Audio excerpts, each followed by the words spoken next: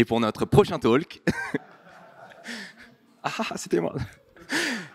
Nous avons Adrien et Marcel qui nous viennent de Théodo et qui vont nous parler de microservices, de TypeScript, de DevX et de framework serverless. Ils ont bâti en open source un framework opinionated pour shipper des microservices le plus vite possible et le mieux possible. Et ça, c'est incroyable. Alors, je vous demande des grands applaudissements pour eux.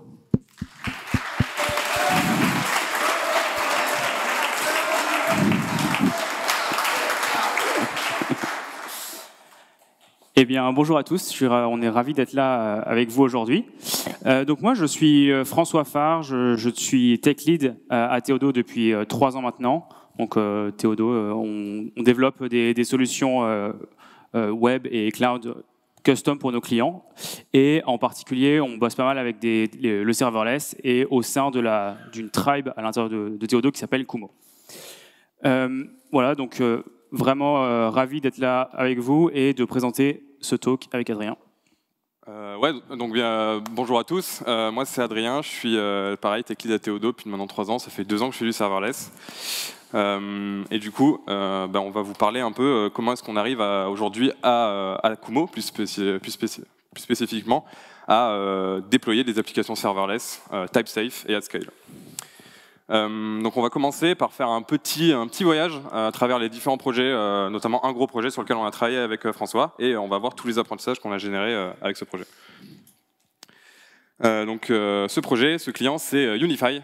Quelques-uns ici qui sont chez Unify. Ouais. Donc Unify, qu'est-ce que c'est? C'est une boîte française qui possède plus de 40 marques que vous connaissez à peu près tous. Ça va être des sites comme Au Féminin, Marmiton, Doctissimo. Donc ils ont une 40aine de marques qui totalisent plus de 100 millions de vues par mois dans les pays du monde entier, et dont 50 en France. Donc pas mal de monde. Ils sont arrivés vers nous avec un besoin particulier. En fait, avant qu'ils soient avec nous, ce qui se passait, c'est qu'au fur et à mesure que Unify a réacquisitionné des marques, donc ils ont réacquisitionné Marmiton, ensuite ils ont acquisitionné Doctissimo, Féminin au fur et à mesure du temps. Et en fait, à chaque fois qu'ils faisaient ça, ils récupéraient le SI existant de ces marques-là. Et du coup, ce qui se passait, c'est qu'ils avaient un peu du mal à l'intégrer dans leur SI, le SI qu'ils voulaient créer eux chez Unify. Et ce qui se passait, c'est qu'en fait, ils se retrouvaient avec des équipes qui faisaient des features seulement sur un site. Donc, il y avait l'équipe Marmiton qui faisait des features que sur Marmiton, l'équipe Au Féminin qui faisait des features que sur Au Féminin. Et ce qui se passait, c'est que à chaque fois qu'ils voulaient rajouter une feature, mettons une feature de mailing, en fait, ils devaient des fois les redévelopper à travers chacune de ces stacks, chacun de ces sites. Donc, c'est assez painful. Ce qu'ils ont voulu faire, c'était faire en sorte d'avoir des équipes qui, au lieu d'être centralisées sur des sites, qui soient centralisées sur des verticales métiers, donc des features de Unify, que ce soit par exemple faire en sorte qu'on ait un système de forum sur lequel après on va pouvoir déployer sur l'intégralité des sites, ce soit un CMS qui marche pour tous les sites et ainsi de suite. Et du coup, si on regarde leurs besoins, en fait, on va se rendre compte petit à petit que ça va pas mal nous pointer vers des microservices. Ils ont besoin, donc, comme je vous l'ai dit, d'avoir des features centralisées sur des teams centralisés sur des features. Et donc, en fait, ça va suivre un des principes du domain-driven design, où en fait, on va avoir des équipes centrées autour de vertical métier, et ces équipes, en fait, elles vont être honneur de certains de leurs propres microservices. Par exemple, on aura une équipe pour le forum, une équipe pour le CMS. Un autre de leurs besoins, c'était de pouvoir facilement déployer une seule feature. Si demain on a envie de rajouter une feature pour rajouter un mail aux abonnés d'un site, enfin aux mails abonnés d'un site, on n'a pas envie de redéployer l'intégralité du SI de tout Unify. Donc on veut que nos services soient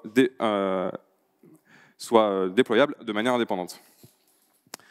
Et dernièrement, je vous ai dit, ils ont 100 millions de personnes qui les regardent par mois. Ça veut dire que, en fait, pour le service forum, où il va y avoir des centaines de milliers d'utilisateurs par jour, on va avoir besoin d'avoir un service qui scale bien, avec des besoins très spécifiques. Par contre, pour le CMS, où il y a peut-être 50, 100 utilisateurs par jour, on n'a pas du tout besoin d'avoir la même puissance. Et donc, c'est un peu un jackpot.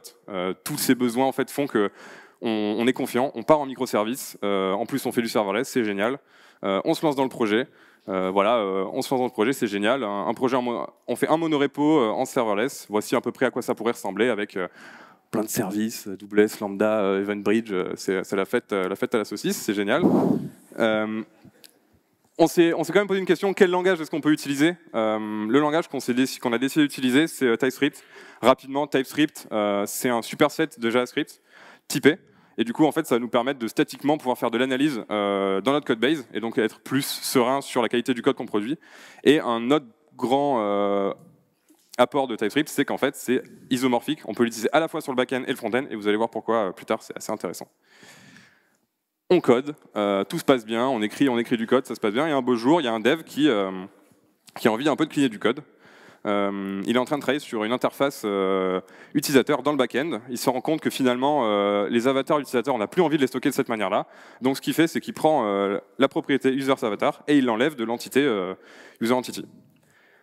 On déploie ça en production, et là, qu'est-ce qu'on se rend compte? On se rend compte que en fait, finalement, les utilisateurs, pendant 1 heure, ils n'ont plus accès au site. Là, le site, il est en 503, ils essayent de taper dessus, ça ne marche pas, il y a des erreurs. Qu'est-ce qui s'est passé?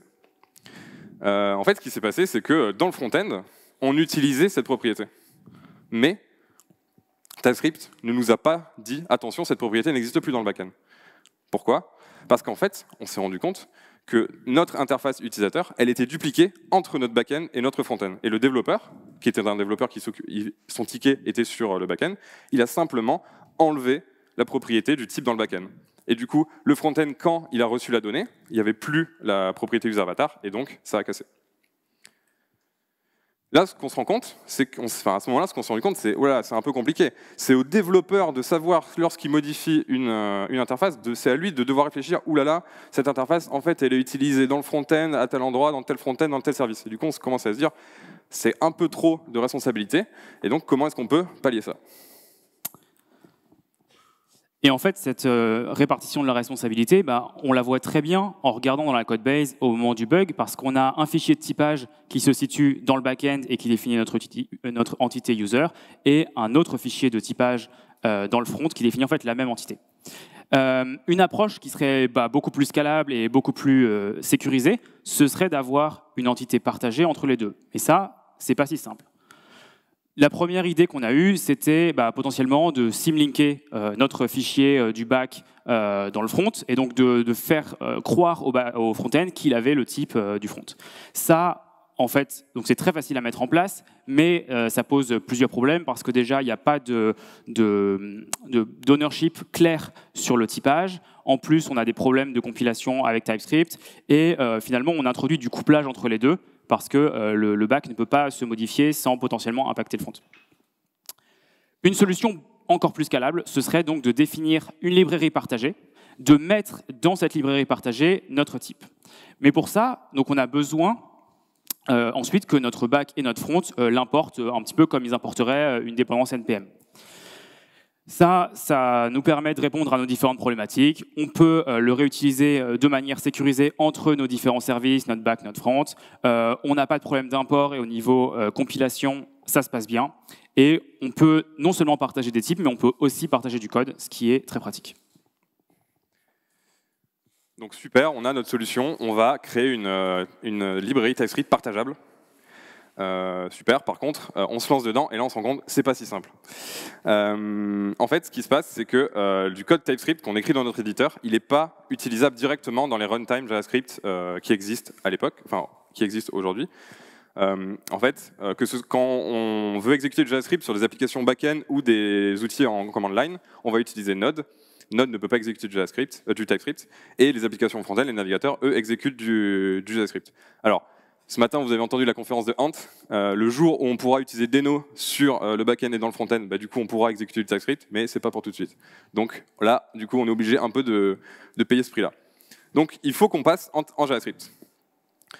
Donc, on a notre librairie écrite en TypeScript, c'est génial. Comment est-ce qu'on fait pour que dans le code de notre service, ici un service back-end utilisateur, comment est-ce qu'on fait pour utiliser le code de cette librairie-là? Une première idée, ce serait d'utiliser le bundler qui est utilisé dans le service backend. Ici, c'est ESBuild. Donc ESBuild, c'est un bundler. Il va prendre le code de notre handler, de notre lambda, le code TypeScript de notre lambda, et il va le transformer en un gros fichier JS qui, après, va être uploadé sur lambda. Et quand la lambda va être invoquée, c'est ce code-là qui va être exécuté. On peut complètement faire en sorte que ESBuild, il aille récupérer notre code TypeScript de notre librairie, et ce soit à lui de le transformer et de le mettre dans le fichier handler.js. Le problème avec ça, c'est que dès qu'on a deux services qui utilisent ce code partagé, en fait, Si on laisse la responsabilité au bundler des services de transpiler le code de nos librairies, on va se retrouver avec plusieurs problèmes. Le premier, c'est que ce code-là, il va être transpilé plusieurs fois.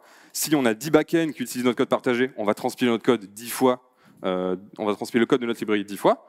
Ensuite, les bundlers de ces services, il faut qu'ils soient configurés pour pouvoir transpiler le code des librairies partagées. Donc ça veut dire que c'est une configuration plus compliquée. Et on introduit un gros couplage entre nos services, entre nos librairies et leurs utilisations. Du coup, une solution, ce qui est fait dans l'industrie, une solution qui est plus scalable, c'est en fait notre librairie, nous-mêmes, on va la transpiler, donc avec cette fois-ci plus un bundler, mais un transpilateur, donc par exemple Babel. On transforme notre librairie en JavaScript, une première fois, et ensuite, nos services back-end ou front-end, ils vont utiliser ce code en JavaScript, et ils vont l'utiliser simplement. C'est exactement comme, du point de vue de back-end utilisateur, de back-end user et de front-end app, en fait, notre common user, ce sera simplement une autre dépendance NPM. Et donc, ils n'ont pas besoin d'être configurés pour pouvoir utiliser ce code-là. Alors, je vous ai un peu menti, il n'y a pas que ça à faire. On n'utilise pas Deno, donc on a beaucoup de choses à faire. On doit compiler notre code, pas seulement en une version de JavaScript, on doit le compiler en 3 choses différentes. En CJS, pour que ce soit utilisé par Jest et par Node. En ES Module, pour que ce soit utilisé par les bundlers, donc ESBuild ou Webpack.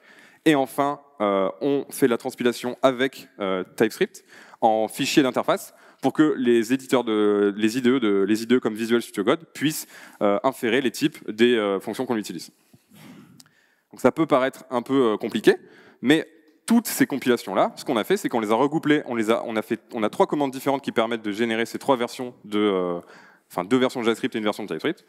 On a 3 commandes qu'on regroupe en une seule commande qui est la commande package. On a une seule commande, quand on fait tourner cette commande dans nos librairies, on se retrouve avec une librairie, avec tout le code compilé, et on peut l'utiliser. Donc on est très content, on a réussi à construire une librairie partagée en TypeScript, donc vraiment très bien. Mais là, on se heurte à un petit problème. Notre code base est en train de grandir, on a beaucoup de développeurs, on rajoute beaucoup de librairies, beaucoup de services.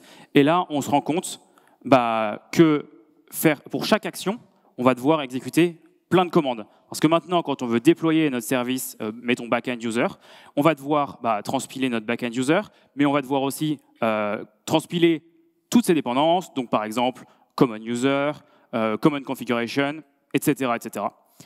Bon, du coup, soit on passe 10 minutes à chaque fois qu'on veut déployer à réfléchir quelle commande j'ai envie de relancer, est-ce que j'ai pas oublié de recompiler tel package, ou alors on fait la solution bourrine, on relance tout le temps toutes les commandes, et là on perd beaucoup de temps parce que on réexécute plein de fois les mêmes commandes.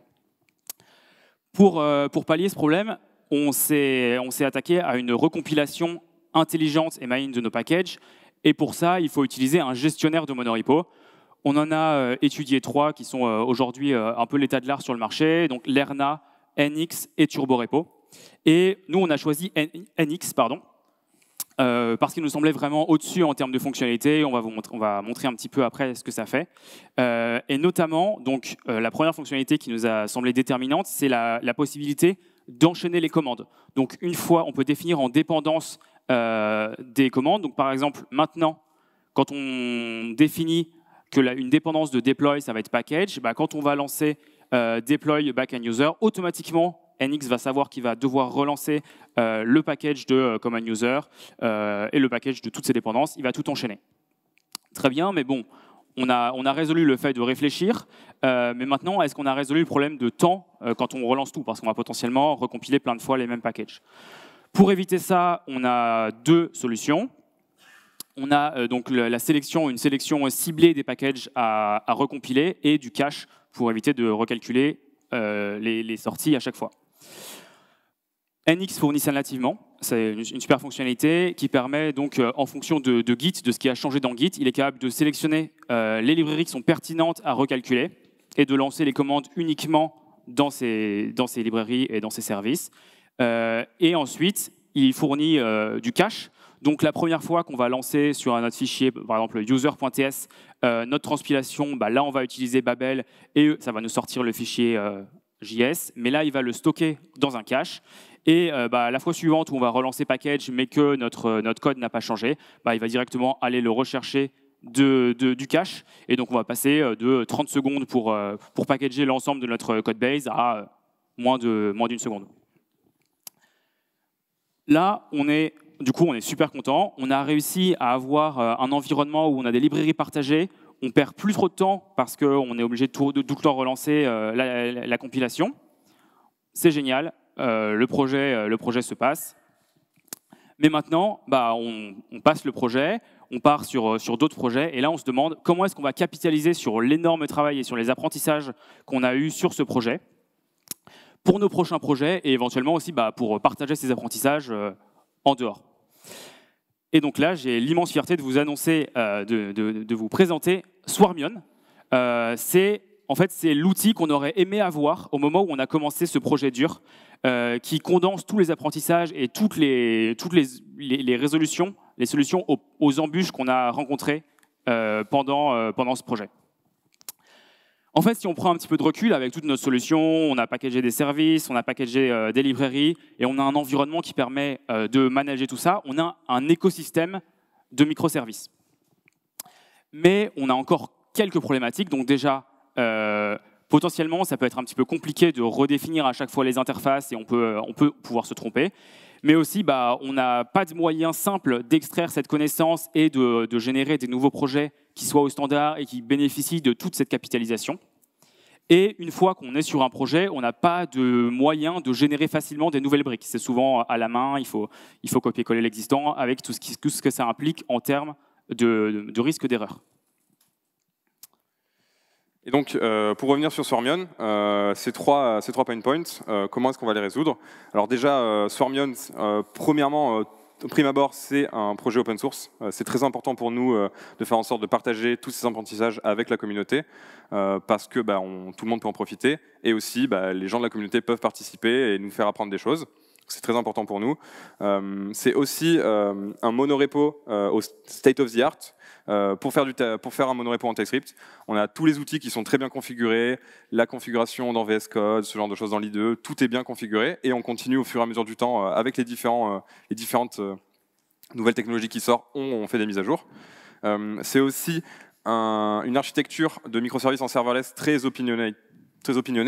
On a fait plein d'apprentissages, on vous l'a montré, et du coup, on a transféré ces apprentissages, ces opinions dans le framework. Et finalement, ça va être aussi plein d'outils qui vont nous permettre de faire en sorte de pouvoir déployer et de déployer ces microservices et faire des interfaces entre ces microservices qui sont type-safe. On a deux objectifs principaux avec Swarmion. Le premier, c'est de faire en sorte de pouvoir créer des projets qui peuvent scaler et de pouvoir les manager. Donc ça passe par la création, la configuration des outils pour la developer experience, pour les tests, ce genre de choses. Ça passe par le fait de pouvoir créer facilement une application au standard, et ça passe aussi par le fait de pouvoir facilement rajouter de nouvelles briques. Le deuxième objectif, ça va être de pouvoir déployer des microservices de manière efficace et safe. Donc ça passe par les contrats d'interface entre les microservices et des déploiements safe. Alors vous remarquerez qu'il y a des 1 partout. C'est parce qu'en fait, tous les sujets sont autant importants pour nous. Ou alors c'est une erreur de slide, on ne sait pas. Du coup, on va commencer par le premier objectif, sur le fait de générer un projet scalable. Donc direct, on s'est dit, ok, générer un projet, comme on l'a dit, ça peut être compliqué, il faut copier du code, supprimer du code, ça va être compliqué. Donc notre idée, c'était on veut commencer une application en 1 minute, et en 1 minute, on peut déjà la déployer en prod. Donc pour ça, on a créé une commande que vous pouvez runner là dès maintenant. Si vous avez une connexion internet, vous ouvrez un terminal, vous faites yarn create Swarmion app, et ça va vous créer une application directement sur votre machine. Alors merci beaucoup à Next.js, qui est un framework pour faire des applications front-end en React. On a réutilisé un peu ce qu'ils ont fait avec yarn create next app. On s'est pas mal inspiré, donc merci à eux. L'application qui est générée, ce sera une application minimale. On n'a que 4 briques dans ce monorepo, dans cette application. On a un service backend qui est core, puis on a 3 packages qui seront des librairies partagées, qui contiendront de la configuration pour l'intégralité du monorepo, donc configuration. Core contract, ce sera les contrats d'interface pour utiliser le backend core. et ensuite de la configuration spécifique à serverless dans un quatrième package. Ce que vous voyez, c'est le graphe de dépendance donné par NX, donc encore une autre feature super de NX. On l'a dit, on aimerait bien rajouter facilement des briques à notre app Swarmion. Du coup, pareil, on a eu un package hyper simple à utiliser. On lance une seule commande nxGenerate, je ne vais pas vous le lire, pour générer une nouvelle librairie. Et en lançant la commande, ça rajoute une librairie qui est directement connectée, vous le voyez, à notre package configuration, parce qu'elle sait qu'elle est dans un monorepo Swarmion, et du coup, elle peut directement aller récupérer ce qu'il faut et pas dupliquer le code. De la même manière, on a une commande pour générer un nouveau service. Pareil, on a juste cette commande à lancer et automatiquement ça va créer un nouveau service, vous voyez backend mass service, et de la même manière que Core, il va dépendre de l'intégralité des packages qui sont importants pour la configuration, et donc il va bien s'intégrer au sein de notre application. Et donc là, on voit qu'on commence à être pas si mal sur notre premier objectif, de pouvoir avoir notre monorepo, notre application qui est bien configurée. On peut la commencer rapidement et on peut facilement ajouter des briques. Et donc notre deuxième problématique, c'est de définir des contrats d'interface entre nos différents services, nos différents blocs, pour sécuriser leur déploiement et leur développement. Donc si on prend un petit peu de recul avec donc l'exemple qu'on avait pris tout à l'heure, on a partagé des types, on a une librairie TypeScript partagée, mais est-ce que c'est suffisant? En fait, ce n'est pas vraiment suffisant parce que TypeScript ne nous assure pas la cohérence entre nos différents services au runtime. Quand on est dans le petit environnement contrôlé de notre codebase où TypeScript nous assure la cohérence de l'ensemble, tout va bien. On arrive très rapidement à se rendre compte s'il y a un problème, s'il y a un mismatch entre nos différentes interfaces, puisque de toute façon c'est le même objet. Mais une fois qu'on est déployé, on est sorti de cet espace et que nos différents services interagissent via HTTP, on ne bénéficie plus du tout de la sécurité que nous apporte TypeScript. Ça, ce n'est pas un problème qui est nouveau. Et qui est résolu par la validation d'entrée sur nos différents microservices. Si on se penche un petit peu plus sur ce qui se passe au sein d'une lambda quand elle est déployée et qu'elle reçoit un événement, donc on va commencer par valider son entrée. Donc on écrit un schéma de validation. Donc, par exemple, on utilise des JSON schema. Ensuite, on va définir le type d'entrée pour pouvoir le traiter de manière sécurisée dans notre handler. On va exécuter notre code métier. Ensuite, on va définir notre type de sortie. Et alors on peut, pardon, je me suis planté d'une slide. On peut définir éventuellement un schéma de validation en sortie aussi. Mais potentiellement, là, on voit qu'on définit deux fois la même chose. On définit notre schéma d'entrée et on définit aussi notre typage d'entrée. Et donc, on a un risque que les deux ne soient pas alignés et qu'on ait un mismatch. Heureusement, il y a quelqu'un de très smart qui est venu à notre rescousse, qui est dans cette salle d'ailleurs, vous pourrez peut-être le trouver et aller lui parler. Il est très cool, qui a construit une librairie open source, très bien nommée, qui permet de fournir une équivalence entre des JSON schema pour faire de la validation au runtime et du typage. C'est-à-dire que ça permet d'inférer des types TypeScript depuis un fichier JSON schema. Et donc, du coup, ça nous permet de définir un contrat d'interface complet qui puisse servir à la fois pour l'inférence de type et à la fois pour la validation. Et également, donc là, ce serait un truc très simple pour aller récupérer un user, qu'on va utiliser à toutes les étapes de notre lambda. C'est-à-dire qu'au lieu d'avoir 4 entités qu'on définit, on va utiliser le même objet à chacune des étapes. C'est ce qu'on a appelé les serverless contracts. Et comme c'est un objet TypeScript, on peut le mettre dans une librairie partagée et le fournir à tous nos autres services, back-end, front-end, qui vont l'utiliser. Et en fait, ça nous fournit un SDK nativement typé et dans lequel on est garanti de la cohérence entre le typage qui est exposé par ce SDK et la validation d'entrée et de sortie qui va être faite par notre service. Ce qui nous rajoute du coup beaucoup de sécurité. On peut le déployer dans chacun des parties prenantes de notre échange. Et donc là, on a pris l'exemple d'une interaction synchrone sur API Gateway, mais en fait, c'est quelque chose qu'on peut carrément généraliser à plein d'autres interactions, à plein d'autres types d'interactions. Donc par exemple, on pourrait utiliser SQS, EventBridge, etc. On peut même faire ça, c'est pas du tout limité à AWS, on peut faire ça pour d'autres types de cloud providers potentiellement. Et donc c'est quelque chose sur lequel on va travailler, mais vous pouvez déjà en tout cas, dès aujourd'hui, utiliser ces outils-là. Ça ne nécessite pas du tout d'être déjà dans un monorepo Swarmion, c'est complètement utilisable à côté et c'est installable via NPM, c'est open source aussi. Donc sur nos objectifs, on a donc l'aspect génération pour être scalable, et la partie contrat pour être sécurisée et de garder une grande cohérence entre les différents blocs au fur et à mesure où on va en construire de nouveaux. Et donc, pour terminer, je voudrais reparler un peu de Swarmion. Swarmion, c'est un projet sur lequel on bosse tous les vendredis après-midi avec François. Mais il n'y a pas que nous, on est plusieurs membres dans la core team Swarmion à maintenir et à rajouter des features. Donc tous les vendredis après-midi à Kumo. Kumo, c'est la tribe serverless de Théodo. Et donc on a tous nos vendredis après-midi libres pour travailler sur des sujets open source. Et donc nous, on travaille sur Swarmion. On a plein de contributeurs, vu que le projet est open source, on a plein de contributeurs de la communauté qui ont rajouté des features et qui contribuent au projet, donc c'est super. Vous aussi, vous pouvez être demain les prochains contributeurs. Il suffit juste d'aller sur le repo et de commencer à regarder, de trouver des issues. Il y a plein d'issues. Enfin, il y a des issues intéressantes, on va dire plutôt. Les issues sont intéressantes, ne vous inquiétez pas. Swarmion, c'est déjà aujourd'hui utilisé chez plusieurs projets au sein de Kumo. Donc des projets sur lesquels on a déjà travaillé, on vous a parlé d'Unify, il y a d'autres projets. C'est utilisé aussi sur d'autres projets Théodo, parce que sur la partie monorepo, architecture en monorepo, librairie de code partagé, tooling, on a fait pas mal d'apprentissages qu'on peut complètement utiliser sur des projets qui ne sont pas du tout serverless. Donc c'est hyper intéressant. On a aussi un site de documentation, on ne l'avait pas au début, on a eu beaucoup de retours comme quoi il manquait de documentation, du coup c'est quelque chose sur lequel on met vraiment l'accent en ce moment, on est en train de faire beaucoup de documentation, et du coup vous pouvez, je vous invite à tous, je vous regarde, tous récupérer le QR code pour aller sur le site de la doc. C'est vraiment le point d'entrée de Swarmion, vous pouvez aller directement dessus, il y a plein d'informations, vous pouvez suivre le fil de la documentation et regarder comment ça marche. On a aussi une adresse mail, mais bon, vous pouvez nous contacter sur le repo, dans des issues, dans des PR. Avant que tu arrives, dernièrement, on voudrait juste teaser les petites features qui arrivent. Comme l'a dit François, aujourd'hui on a des contrats. Aujourd'hui on a surtout le contrat API Gateway qui existe. On a des plans pour faire de plus en plus de contrats pour pouvoir faire de l'interaction entre plus que juste deux services avec API Gateway. On a un gros focus sur la documentation et notamment, ce qui est vachement intéressant, c'est comment est-ce que si aujourd'hui vous avez une application serverless qui existe en microservice ou non et vous voulez migrer vers une architecture en microservice et utiliser Swarmion.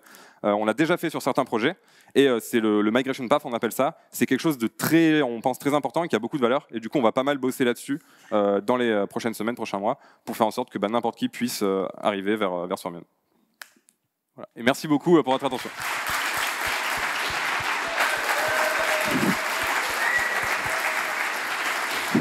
Merci beaucoup François, merci beaucoup Adrien, merci à vous.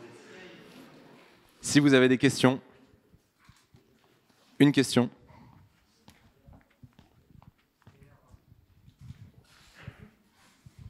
Bonjour et merci pour la présentation, c'était super intéressant. Grâce à Swarmion, on a une codebase qui est toujours type safe, mais il y a un petit bug qui peut arriver quand même, c'est que les déploiements des microservices ne sont pas forcément simultanés. Il y en a qui peuvent arriver l'un après l'autre, voire certains qui peuvent fail. Et donc il peut rester des cas de bugs si on déploie trop vite d'un côté et pas assez de l'autre, et donc même si les interfaces les contrats sont bien partagés, bon il peut y avoir une fenêtre de temps où ils matchent pas, et du coup il faut quand même se souvenir dans les PR qu'on fait quand on déploie qu'il faut en déployer une en première puis une seconde. Est-ce que vous avez un plan pour attaquer ça? C'est une petite idée comme ça. Voilà. Ok, écoute, merci pour la question. Oui, effectivement, c'est quelque chose auquel on a déjà réfléchi. En fait, l'énorme avantage de nos contrats d'interface qui permettent à la fois de faire la validation runtime et l'inférence de type, c'est qu'on les définit statiquement avec des JSON schemas. Et du coup, un JSON schema, en fait, c'est une forme de typage. Ça fournit des clés, leur typage, etc. Et on est capable en fait de comparer des versions des JSON schemas. Donc c'est quelque chose qui est en bêta et sur lequel on va avancer, mais on l'a pas mis là parce que c'est encore vraiment en bêta. À chaque déploiement, on est capable de générer une représentation statique sous forme de fichier de l'interface de chacune des lambdas et donc du coup de l'ensemble de notre service. Et donc ce qui est possible de faire, c'est de déterminer si entre un déploiement et un autre, on a rajouté des propriétés ou on en a diminué. Et du coup, en fonction de regarder les utilisateurs de ces contrats et d'éventuellement orchestrer leur déploiement pour en déployer l'un avant l'autre. effectivement. Top. Une autre question?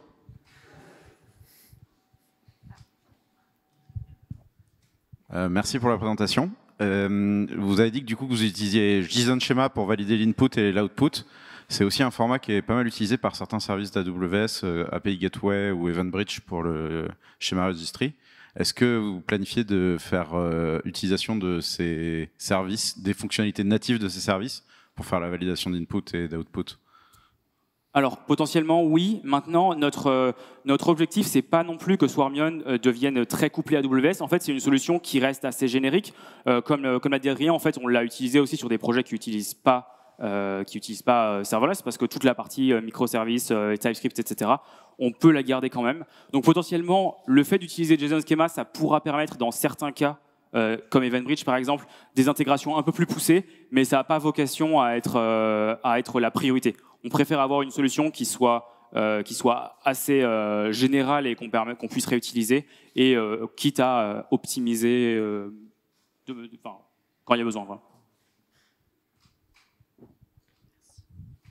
J'en profite pour poser une question. Oui. Pourquoi Swarmion? Alors, notre logo, ce que vous voyez, c'est une petite abeille. Et du coup, l'idée, c'était en fait... peut-être si on revient, non, je vais pas avoir le temps de revenir dans les slides. Quand on représente des schémas d'architecture microservices, on aime bien représenter un service comme un hexagone. Et du coup, quand on met plusieurs hexagones, ça fait un peu comme des alcôves dans des ruches. Du coup, ça nous a fait penser aux abeilles. Quand on a plein d'abeilles, ça fait un essaim. En anglais, essaim, c'est swarm. Et ion, c'est pour le côté un peu tech. Voilà, swarmion. Voilà, c'est tout. C'est tout ça. Très clair. Merci beaucoup. C'est top. Bravo à vous.